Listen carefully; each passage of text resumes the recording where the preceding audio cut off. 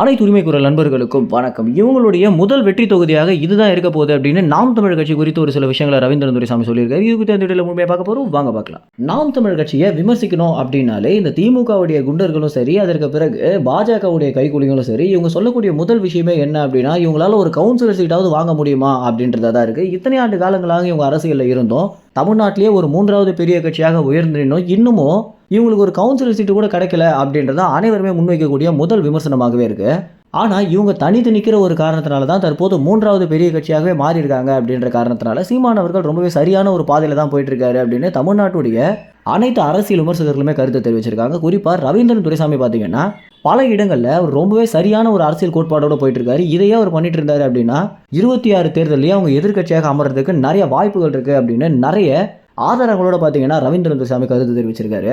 இப்படி ஒரு பக்கம் போயிட்டு இருக்க, நடந்து முடிஞ்சிருக்கக்கூடிய மக்களவை தேர்தலில் வரலாற்றையே மாற்ற போகிறாங்க நாம் தமிழ் கட்சி அப்படின்னும். ஏன்னா மயிலாடுதுறையை பொறுத்த வரைக்கும் காளியம்மாள் அவங்களுடைய வெற்றியை உறுதி செஞ்சுட்டாங்க அப்படின்றதான் பத்திரிகையாளர் ரவீந்திரன் துரைசாமி சொல்லக்கூடிய தகவலாக இருக்கு.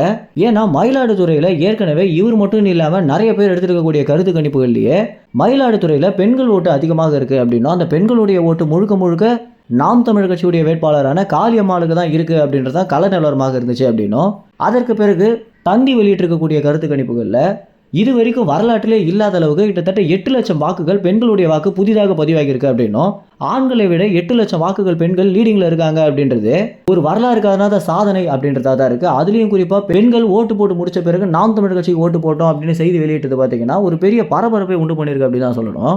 ஆளுங்கட்சியாக இருக்கக்கூடிய திமுக கட்சி ரொம்பவே கதி கலங்கக்கூடிய விஷயமாகவும் இது பார்க்கப்படுது. இந்த மாதிரி மயிலாடுதுறையில் இருக்கக்கூடிய முழு பெண்களுடைய வாக்கு பார்த்தீங்கன்னா நாம் தமிழ் கட்சியின் வேட்பாளரான காளியம்மாளுக்கு தான் போயிருக்கு அப்படின்னும், காளியம்மாளுக்கு மயிலாடுதுறையில் ரொம்பவே ஆதரவு அதிகமாக இருக்கு அப்படின்னு ரவீந்திரன் துரைசாமி பல இடங்களில் தேர்தலுக்கு முன்ன இருந்தே பதிவு பண்ணிட்டு வந்துட்டு இருக்காரு. இந்த வீடியோவில் பார்த்தீங்கன்னா அவர் என்ன சொல்லியிருக்காரு அப்படின்னா, நான் ஏற்கனவே எல்லா வீடியோலையுமே சொன்ன மாதிரி காளியம்மாளுடைய வெற்றி மயிலாடுதுறையில் உறுதி அப்படின்றதா நான் சொல்லக்கூடிய விஷயமாக இருக்கு அப்படின்னு ரவீந்திரன் துரைசாமி பார்த்தீங்கன்னா பல ஆதாரங்களோட வெளியிட்டிருக்காரு. கிட்டத்தட்ட கட்சி ஆரம்பித்து 14 ஆண்டு காலங்களுக்கு பிறகு இதுதான் நாம் தமிழ் கட்சியுடைய ஒரு மிகப்பெரிய வெற்றியாகவே இருக்க போகுது அப்படின்னு சீமான் அவர்கள் சொல்லியிருக்காரு. கிட்டத்தட்ட கட்சி ஆரம்பித்து 14 ஆண்டு காலங்களுக்கு பிறகு இதுதான் நாம் தமிழ் கட்சிக்கு கிடைச்சிருக்கக்கூடிய ஒரு மிகப்பெரிய வெற்றியாகவே இருக்க போகுது அப்படின்னு பத்திரிகையாளர் ரவீந்திரன் துரைசாமி பார்த்தீங்கன்னா தன்னுடைய கருத்து தெரிவிச்சிருக்காரு. மேலும் இந்த ஒரு தகவல் குறித்து என்ன நினைக்கிறீங்க அப்படின்ற உங்கள் கருத்துக்களை கமெண்ட்ஸில் தெரிவிங்க. நன்றி, வணக்கம்.